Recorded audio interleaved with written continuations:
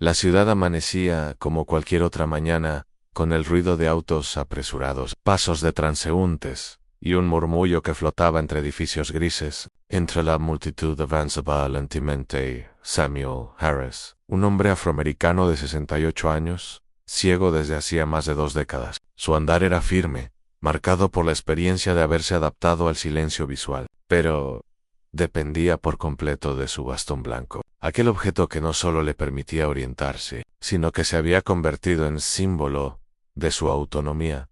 Antes de continuar con esta historia, no olvides suscribirte al canal y darle like al video, porque cuando dejas de hacerlo, YouTube cree que no te gusta este contenido y deja de recomendarte buenas historias como esta. Y no olvides comentar abajo desde donde nos estás viendo. Nos encanta saberlo. Samuel no era un hombre cualquiera. Había sido profesor universitario, defensor incansable de los derechos civiles y ejemplo viviente de resiliencia. Había criado a su hija, Maya, con el convencimiento de que la educación y la dignidad eran armas poderosas contra cualquier injusticia, y aunque la ceguera lo había empujado a la oscuridad, nunca lo había doblegado en aquel día. Samuel caminaba hacia la parada del autobús. El aire estaba fresco, y su paso lo acompañaba un ritmo interior que lo ayudaba a recordar el camino. Su bastón golpeaba suavemente la acera, dibujando el mapa invisible de la ciudad que él conocía mejor que muchos videntes.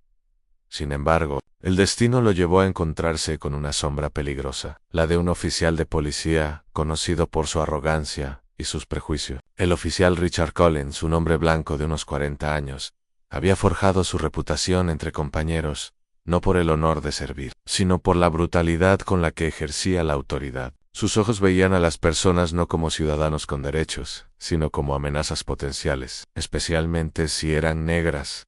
El encuentro Collins observó a Samuel desde su patrulla estacionada. Su mente, torcida por prejuicios, interpretó la escena de manera hostil, un hombre negro caminando sin rumbo, apoyado en un bastón. Para él, esa imagen no despertaba empatía, sino sospecha. Bajó del vehículo, con paso agresivo, y se cruzó en el camino de Samuel.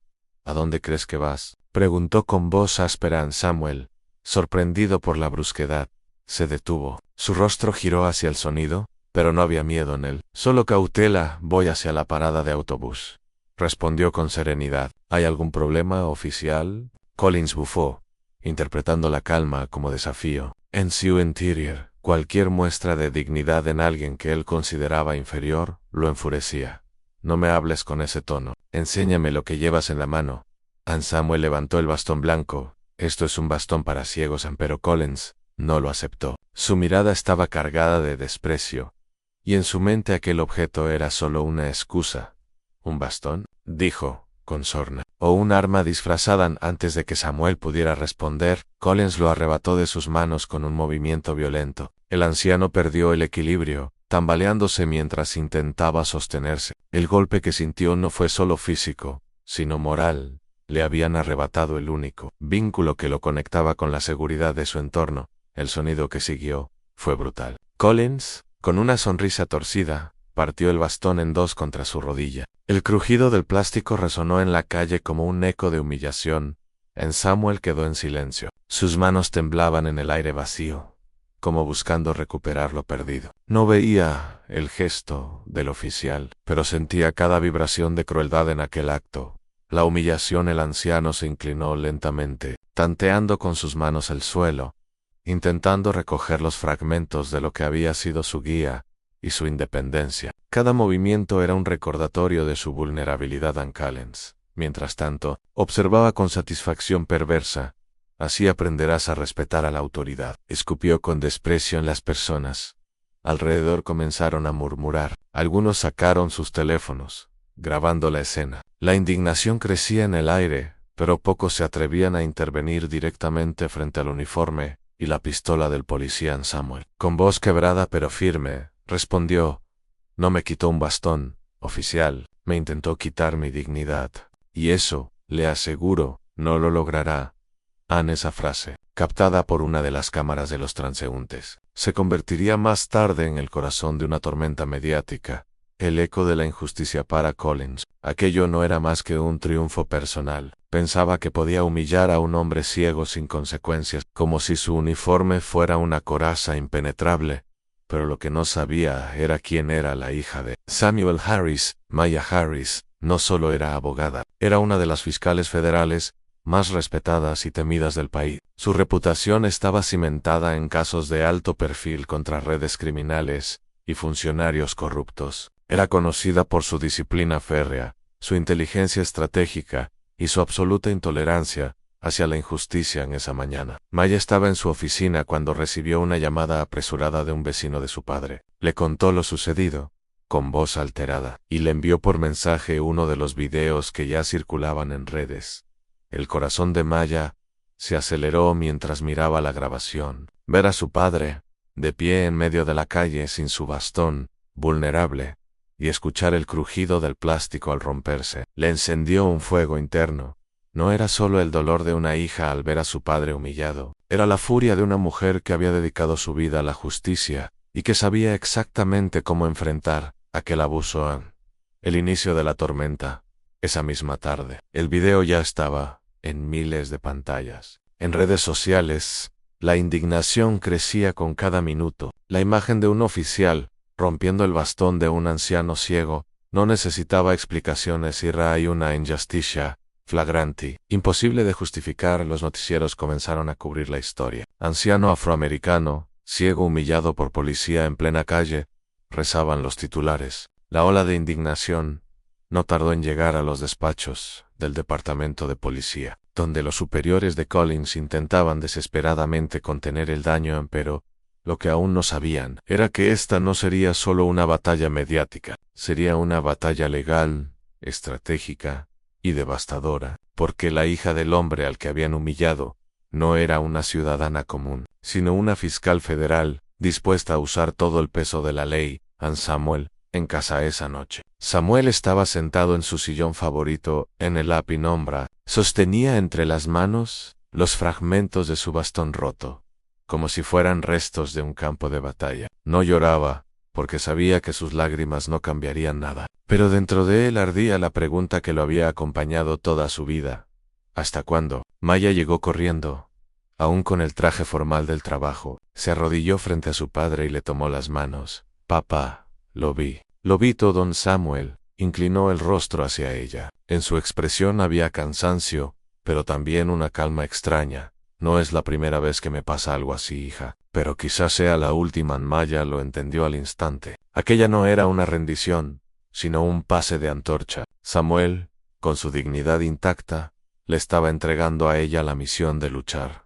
El cliffhanger. Maya se levantó lentamente. Sus ojos oscuros brillaban con determinación. Tomó su teléfono, marcó un número directo que pocos en el país podían usar, y esperó cuando la voz al otro lado respondió. Ella habló con una calma que ocultaba la tormenta en su interior. Aquí la fiscal Harris. Necesito abrir un caso federal inmediato, y créame, este va a sacudir a todo el departamento de policía. El silencio que siguió fue tan denso como una sentencia. La guerra acababa de comenzar.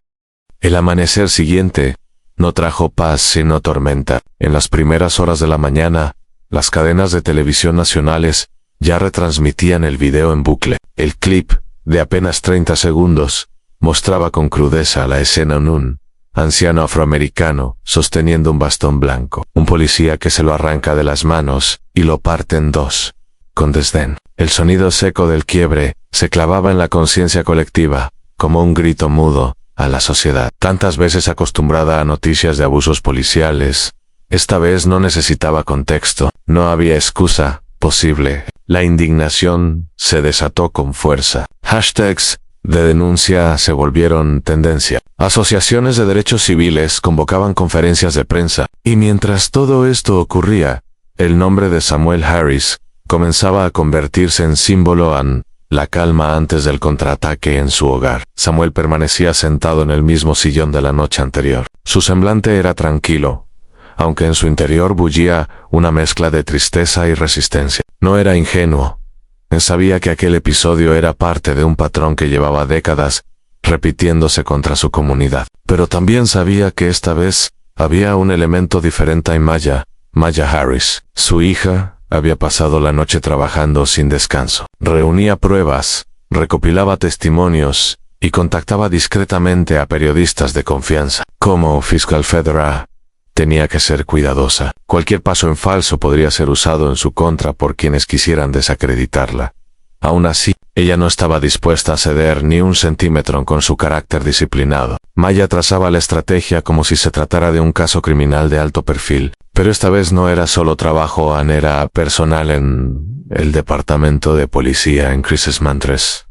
Tanto en el cuartel central del departamento de policía, el ambiente era de nerviosismo. El jefe de la institución, Harold Denton, revisaba informes con gesto de fastidio. Collins, el oficial implicado, se mostraba desafiante, se negaba a reconocer error alguno y repetía a sus compañeros que había hecho lo correcto al desconfiar de Samuel. Para él, todo se trataba de un malentendido, amplificado por las redes sociales.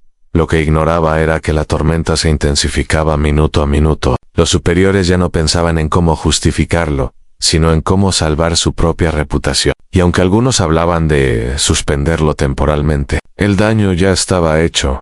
El país entero había visto el video, el eco mediático. Esa mañana, los noticieros comenzaron a revelar detalles adicionales sobre Samuel. No era simplemente un anciano ciego. Era un exprofesor universitario, respetado en su comunidad, con un historial impecable. Había dedicado su vida a educar generaciones de jóvenes, enseñándoles la importancia de la historia, la justicia y la dignidad. Las entrevistas a vecinos y exalumnos lo pintaban como un hombre sabio, generoso y lleno de integridad. El contraste con la brutalidad de Collins era tan marcado que el caso se convirtió en un símbolo instantáneo de la lucha contra el racismo sistémico. Maya observaba esas transmisiones en silencio, tomando nota de cada palabra, de cada detalle que pudiera servir para reforzar su causa. Sabía que la batalla no sería solo en los tribunales, sino también en la opinión pública. En el primer movimiento de May al mediodía, Maya convocó a una conferencia de prensa. Frente a un mar de micrófonos y cámaras,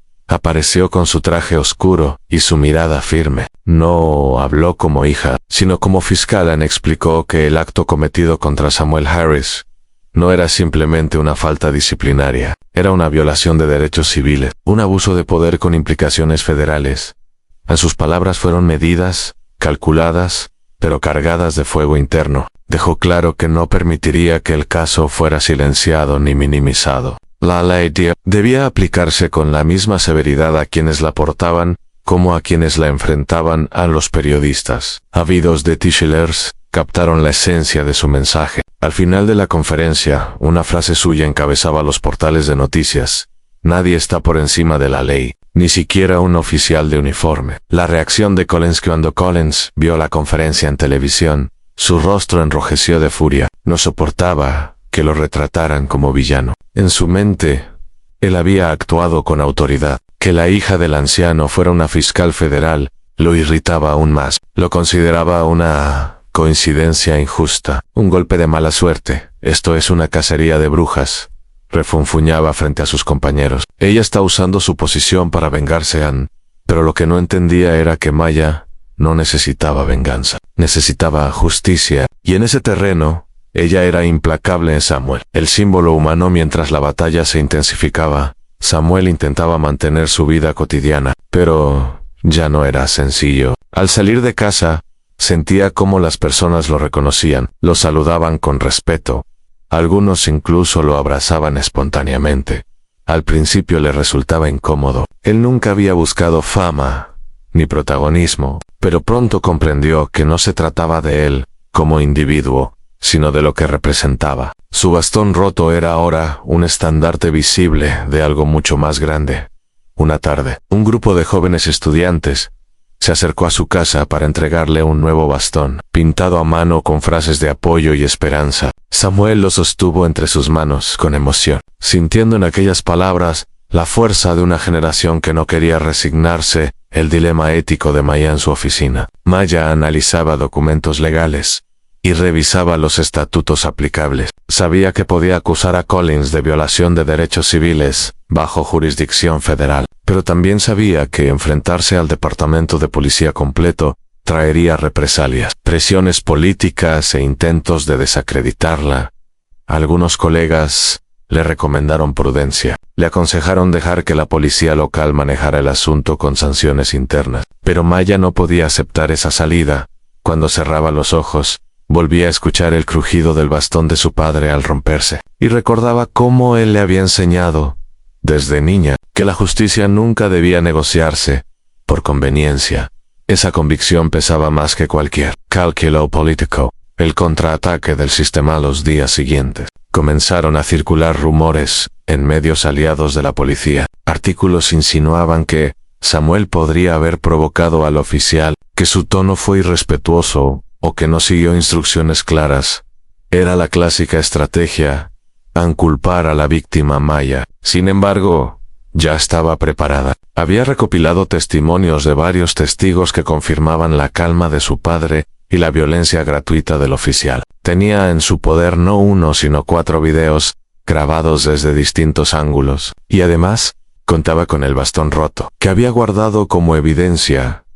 Cuando los intentos de desacreditar a Samuel salieron a la luz, la indignación pública se multiplicó. Cada mentira solo reforzaba la imagen de que el sistema intentaba encubrir a uno de los suyos en el encuentro inevitable finalmente. Maya recibió la notificación que había esperado en Collins. Debía presentarse a declarar en una audiencia preliminar federal. El caso avanzaba en la mañana de la audiencia. El oficial entró al tribunal con paso arrogante, acompañado de sus abogados y rodeado de cámaras. Intentaba mantener la compostura, pero sus ojos reflejaban nerviosismo en la sala. Sentado con dignidad estaba Samuel. Vestía un traje sobrio y sostenía el bastón decorado que le habían regalado los estudiantes. No necesitaba ver para sentir el peso del momento.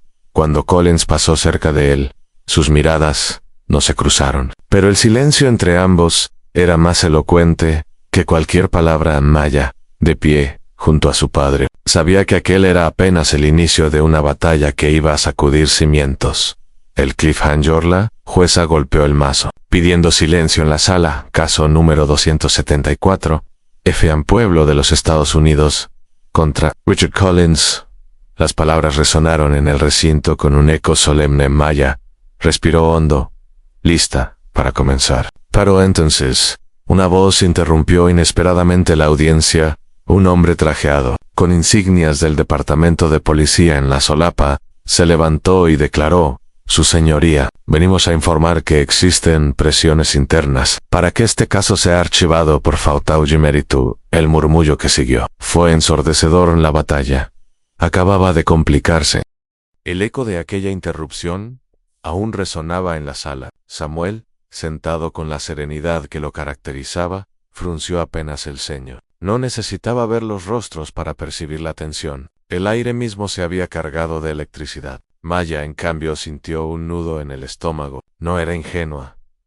Sabía que un caso así movería intereses ocultos, pero no esperaba que la presión se presentara tan descaradamente. En plena audiencia, el hombre trajeado que había hablado era nada menos que el abogado corporativo del sindicato policial, un individuo acostumbrado a manipular vacíos legales para proteger a oficiales acusados. Su estrategia era evidente: deslegitimar el caso desde la raíz, enterrarlo en procedimientos burocráticos antes de que pudiera florecer en un juicio real en la jueza. Una mujer de cabello plateado y voz firme escuchó la declaración sin inmutarse. Con un golpe seco de su mazo pidió orden. Este tribunal no es escenario de presiones políticas, advirtió. Procederemos según la ley. Era una victoria momentánea, pero Maya sabía que era apenas un respiro. A la red de complicidades en los días siguientes, la maquinaria del poder se puso en marcha. Llamadas anónimas comenzaron a llegar al despacho de Maya, insinuaciones de que debía pensar en su futuro político. Algunos funcionarios de alto rango la visitaron con sonrisas diplomáticas para sugerirle que desistiera, por el bien de la estabilidad institucional. Incluso colegas suyos, a quienes consideraba aliados, empezaron a mostrar dudas. Le recordaban que enfrentarse a la policía no solo era riesgoso, sino impopular entre ciertos sectores. La acusaban de querer usar el caso para construir una carrera mediática, pero Maya no era de las que se dejaban amedrentar. Había crecido viendo a su padre luchar contra un mundo que muchas veces lo trató como invisible. Esa memoria era su ancla en la herida abierta de Samuel, por su parte, cargaba con el peso emocional del episodio. No se trataba solo de un bastón roto. Para él, aquel acto había sido la representación tangible de décadas de desprecio acumulado contra los suyos, al caer la noche. Sentado en su sala, meditaba en silencio. Recordaba los tiempos de segregación, las miradas que lo reducían a un estereotipo, los trabajos que le negaron por el color de su piel. Había aprendido a vivir con la dignidad como escudo, pero esa dignidad había sido violentada frente a una multitud, aun cuando Maya lo visitaba. Él trataba de mostrarse fuerte, pero ella alcanzaba a percibir la grieta en su voz. Sabía que su padre llevaba una lucha interna en aceptar la exposición pública o retirarse a la tranquilidad de su vejez. Fue en una de esas noches que él le dijo, con un tono casi resignado: hija, si esto se vuelve demasiado grande, no quiero que sacrifiques tu vida por mí, Maya. Lo escuchó en silencio, pero dentro de sí, la decisión estaba tomada.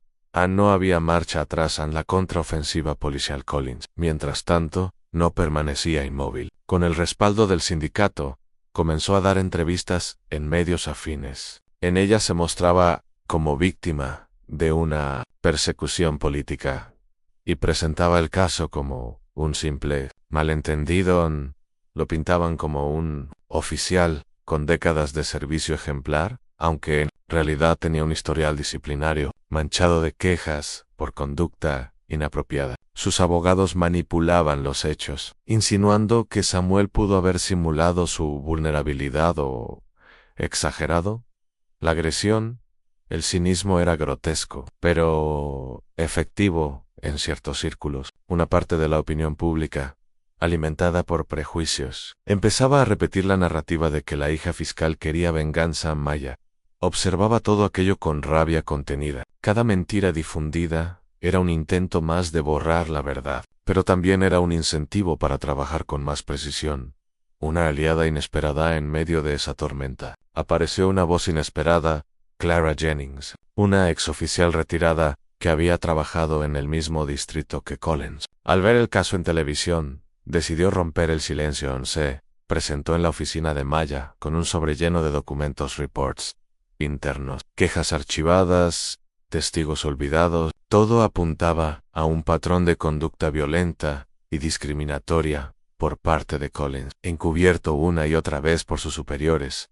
Clara hablaba con un tono cansado, pero firme. Durante años lo protegieron. Cada vez que alguien denunciaba, lo enterraban bajo papeles. Yo no podía dormir tranquila sabiendo eso. Cuando vi lo que hizo con su padre, entendí que debía salir a la luz para Maya. Aquella era la pieza que faltaba. No solo tenía un incidente aislado, sino un historial que demostraba sistematicidad. El fuego en las calles. Mientras tanto, las protestas crecían. En ciudades cercanas, centenares de personas marchaban con pancartas que decían: bastones, no cadenas y justicia para Samuel Harris. Las imágenes de multitudes pacíficas, con bastones blancos, levantados en alto, recorrieron el país y el mundo, pero no todo era calma. En algunos lugares, la policía respondió con violencia, y los enfrentamientos generaron heridos. La tensión racial y política se agudizó, y lo que comenzó como un caso individual, se había transformado en un símbolo nacional de resistencia. Samuel, al enterarse de aquellas marchas, se conmovió hasta las lágrimas. Nunca había imaginado que su dolor personal se convertiría en catalizador de un movimiento más amplio. El dilema del poder. El Departamento de Justicia comenzó a sentir la presión. No podían ignorar un caso que estaba dividiendo a la opinión pública y generando cobertura internacional. Sin embargo, tampoco querían enemistarse con la poderosa maquinaria policial. En una reunión a puerta cerrada, altos funcionarios discutieron la posibilidad de intervenir para frenar el caso. La idea de archivarlo seguía sobre la mesa, disfrazada bajo términos como desestimación técnica o inconveniencia procesal. Maya recibió informes confidenciales de que su propio cargo estaba en riesgo si insistía en llevar el caso adelante. Querían quebrarla antes de que llegara al juicio formal. Pero lo que sus adversarios no sabían era que ella ya había previsto ese escenario. Había compartido con medios internacionales copias de documentos clave, bajo la condición de que fueran publicados. En caso de cualquier intento de sabotaje, era un juego de ajedrez, y ella estaba decidida a no ser la pieza sacrificada A la segunda audiencia, llegó el día de la segunda audiencia preliminar. Esta vez, la sala estaba repleta. Periodistas, activistas, oficiales uniformados, ciudadanos comunes, todos querían presenciar el enfrentamiento en Samuel. Sentado en primera fila, sostenía con firmeza el bastón decorado que le habían regalado los jóvenes. Su sola presencia irradiaba dignidad en Collins. Al otro extremo, lucía tenso, aunque intentaba mantener el semblante de confianza. Sus manos delataban nerviosismo, apretaba los puños y acomodaba la corbata. Evitaba el contacto visual. Anmaya expuso con precisión quirúrgica el historial de abusos revelado por Clara Jennings. Presentó documentos, testimonios y videos. Cada palabra era un golpe directo contra la fachada que Collins había intentado construir. Cuando concluyó, la jueza asintió lentamente. Este tribunal considera que existen pruebas suficientes para proceder a juicio formal. El murmullo en la sala fue inmediato. Collins palideció. El caso avanzaba en el cliffhanger al salir del tribunal, rodeada de periodistas y cámaras. Maya se abrió paso con calma, pero justo cuando iba a subir a su coche, un hombre encapuchado se acercó entre la multitud y le susurró al oído: «Detente ahora, o tu padre pagará el precio». Ella apenas alcanzó a girar la cabeza, pero la figura desapareció en el tumulto. Maya quedó inmóvil por un segundo, sintiendo como el peligro se volvía más personal que nunca en la batalla. Ya no era solo en los tribunales, ahora había amenazas directas contra su familia.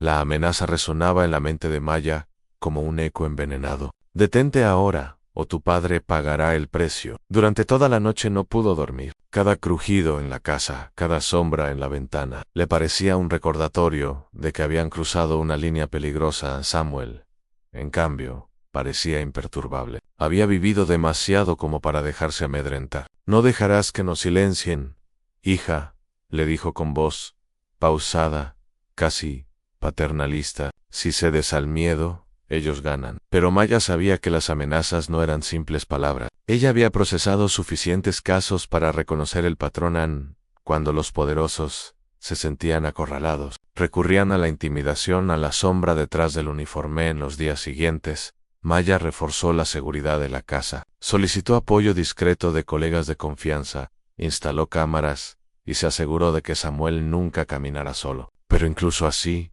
la sensación de vigilancia era constante. Autos desconocidos aparecían estacionados frente a su casa a altas horas. Llamadas silenciosas interrumpían la madrugada.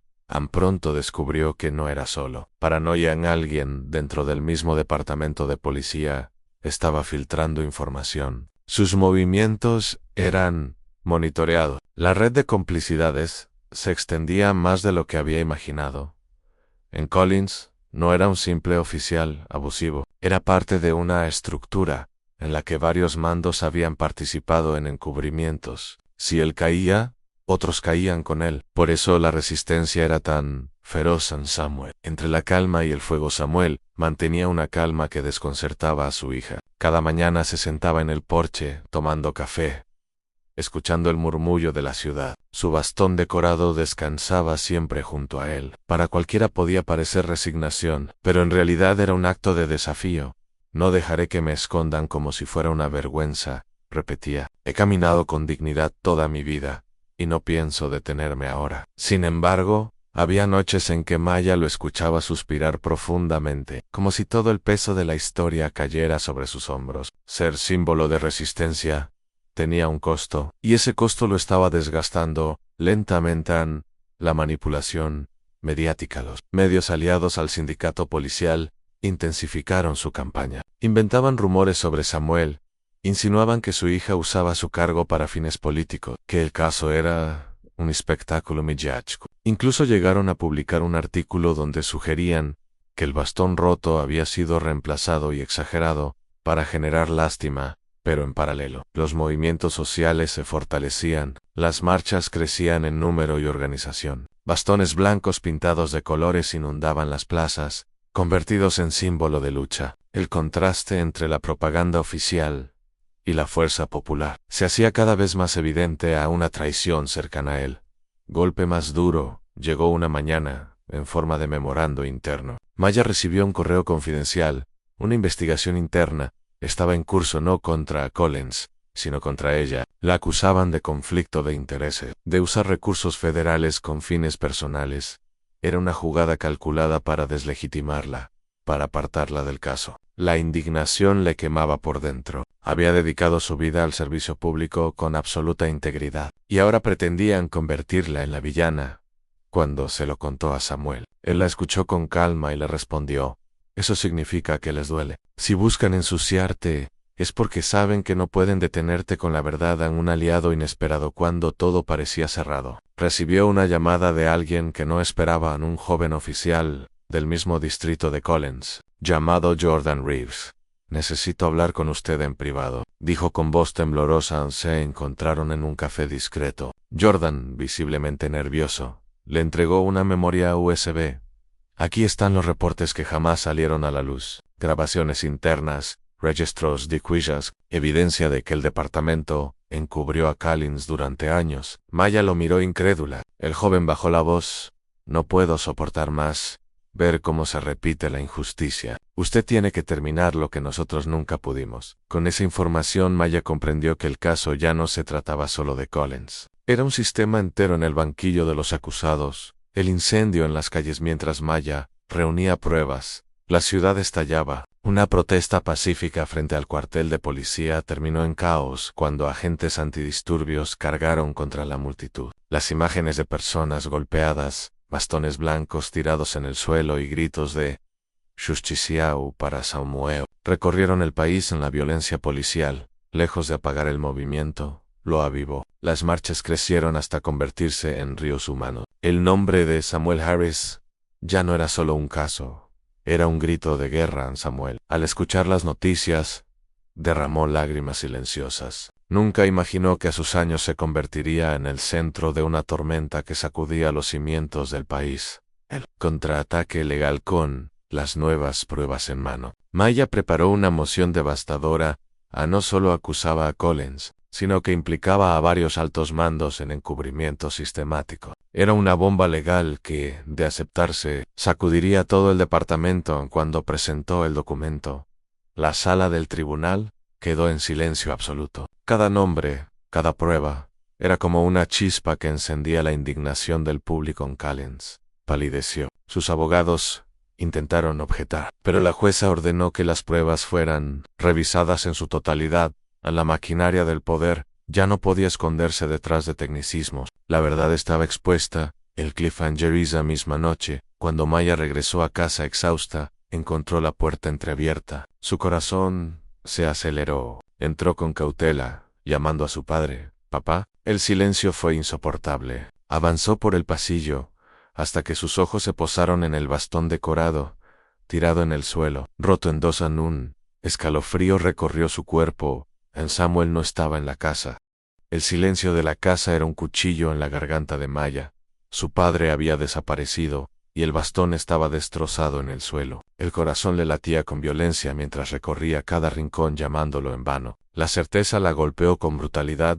No era un accidente. Lo habían tomado. El teléfono sonó. Una voz distorsionada habló con frialdad. «Este es el precio de tu insolencia. Retira las acusaciones, o tu padre no volverá en la línea». Se cortó. Maya se quedó inmóvil, paralizada por un instante que se sintió eterno. Pero luego la furia reemplazó al miedo. Sabía que ceder significaba traicionar a su padre y a todos aquellos que sufrían en silencio. No lo permitiría. La búsqueda desesperada activó todos los contactos que tenía. El FBI, la fiscalía, sus propios investigadores privados. Cada minuto. Una desaparición en esas circunstancias era prácticamente una sentencia de muerte. Pero Samuel no era un hombre cualquiera. Su figura se había convertido en símbolo nacional. Apenas se supo la noticia, la indignación se desató. Manifestaciones espontáneas surgieron frente al Capitolio, en las principales avenidas de la ciudad, incluso frente a la Casa Blanca. El secuestro de un anciano ciego, cuya única falta había sido exigir dignidad, era demasiado atroz como para pasar inadvertido. La presión mediática hizo que el caso escalara de inmediato. El director del FBI la llamó personalmente para ofrecerle un equipo de élite. «Encontraremos a su padre, Fiscal Harris, lo juro». Pero Maya sabía que la ventana de tiempo era mínima. El rastro de la corrupción, la memoria USB entregada por el oficial Reeves, se convirtió en la clave. Entre los archivos había grabaciones internas que revelaban no solo el encubrimiento de Collins, sino también las reuniones secretas de un pequeño grupo de oficiales veteranos, conocidos entre ellos como la Hermandad Azul.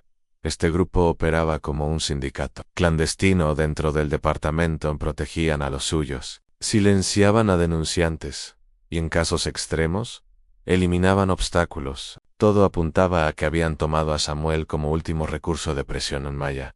Reunió las pruebas y las compartió con su equipo. El mapa de conexiones mostraba varios almacenes abandonados que usaban como casas seguras. Había que moverse con rapidez en Samuel.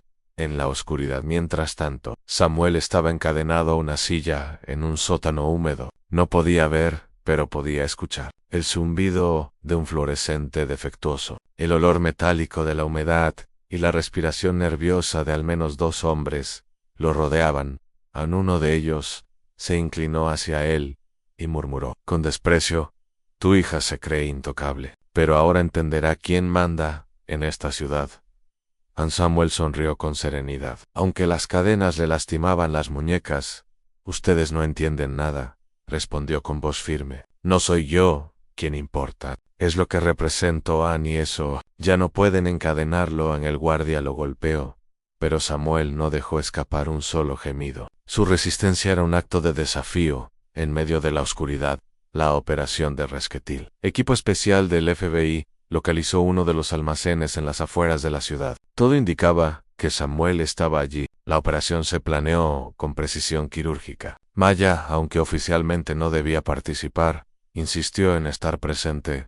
La noche era espesa, sin luna. Los agentes rodearon el edificio en silencio, equipados con visores nocturnos. El aire estaba cargado de tensión. De pronto, un disparo rompió la calma. Los secuestradores habían detectado el movimiento. El asalto comenzó en explosiones de humo, ordines gritadas, pasos retumbando. Maya, protegida detrás de un chaleco antibalas, avanzó con el grupo principal. El eco de la violencia resonaba en cada rincón. En una de las habitaciones encontraron a Samuel, exhausto pero vivo. Cuando escuchó la voz de su hija, lágrimas se deslizaron por su rostro endurecido. «Sabía que vendrías», susurró Maya. Lo abrazó con una mezcla de alivio y rabia. Pero la batalla no había terminado. El rostro del enemigo entre los detenidos. Esa noche estaba Collins. Había participado directamente en el secuestro, convencido de que sería su seguro de impunidad. Cuando lo sacaron esposado, su mirada se cruzó con la de Maya Ann.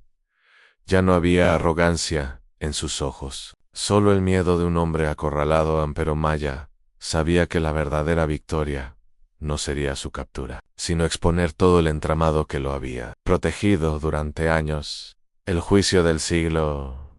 El proceso judicial fue seguido por millones. Nunca antes se había ventilado con tanta crudeza la complicidad institucional. Testigos protegidos revelaron años de abusos encubiertos. Documentos internos confirmaron la existencia de la Hermandad Azulán. Los videos del bastón roto y las pruebas del secuestro fueron proyectados en la sala, provocando indignación colectiva. Samuel, debilitado pero sereno, declaró frente al jurado: «No estoy aquí solo por mí. Estoy aquí por cada persona a la que se le dijo que su vida valía menos. Mi ceguera no me impide ver lo que ustedes ya saben, aunque la justicia debe ser igual para todos». ¿O no es justicia?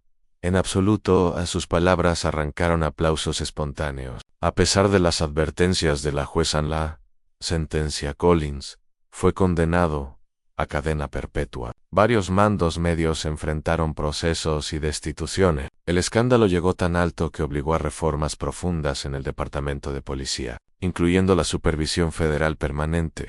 El bastón decorado de Samuel, reparado y reforzado, fue entregado como símbolo en una ceremonia pública. Ese día, multitudes marcharon con bastones blancos alzados, como estandartes de dignidad en el legado. Con el tiempo, Samuel recuperó fuerzas. Aunque las cicatrices de su cautiverio quedaron grabadas en su cuerpo, nunca permitió que definieran su espíritu en Maya. Por su parte, emergió como una figura nacional. Su nombre se asoció con la lucha contra la corrupción y la defensa de los derechos civiles. Puro para ella, lo más importante era algo mucho más íntimo: haber honrado a su padre en una tarde tranquila. Ambos se sentaron en el porche de la vieja casa. Samuel palmeó la mano de su hija y dijo: «¿Ves, Maya? Ellos intentaron romperme, pero todo lo que lograron fue hacernos más fuertes».